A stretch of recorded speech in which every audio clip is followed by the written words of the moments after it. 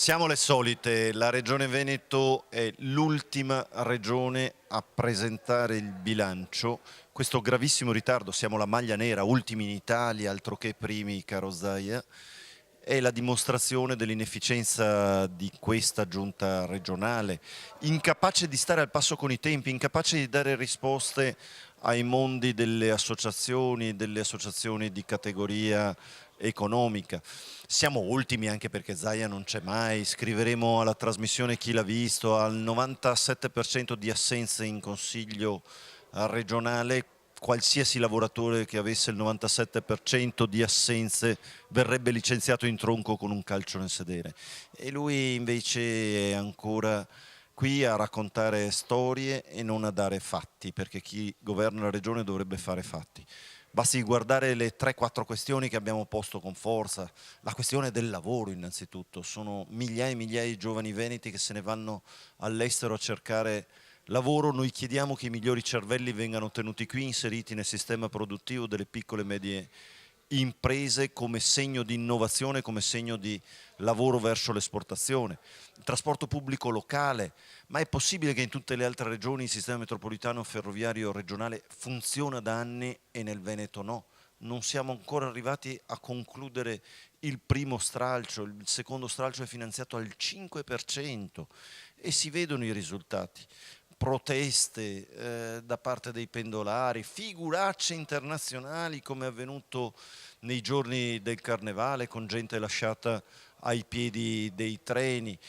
Pensate che questa regione è l'unica regione d'Italia nella quale gli aeroporti non sono collegati via rotaia, né quello di Verona, né quello di Treviso, né soprattutto quello di Venezia. È il terzo aeroporto internazionale e non ha un collegamento su rotaia.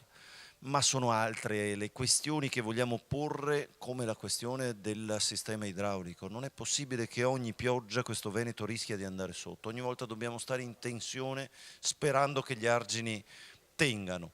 3 anni fa sono stati dati 300 milioni al Veneto, una parte di questi devono essere ancora spesi a 3 anni di distanza. Allora noi chiediamo che ci sia un piano decennale, non può più essere un Veneto che va sott'acqua alla prima pioggia. E poi il grande tema del sociale che abbiamo affrontato anche nel recente convegno con tutte le associazioni.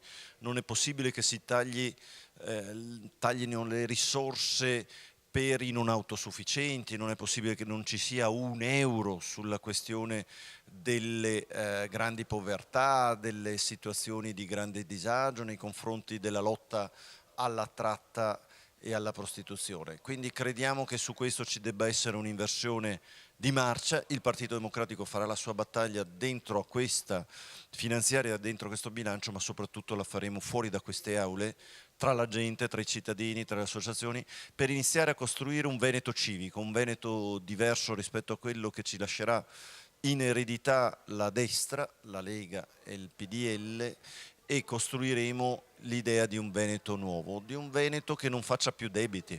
Hanno contratto un debito di miliardi sulla questione della sanità, lo pagheremo per i prossimi 30 anni a rate di 80 milioni. Quindi non hanno solo prodotto danni per l'oggi, la Giunta Zaia non solo non ha prodotto alcun fatturato qualitativo per l'oggi, ma purtroppo ha prodotto danni anche per i prossimi 3 anni, 30 anni. È ora di voltare pagina.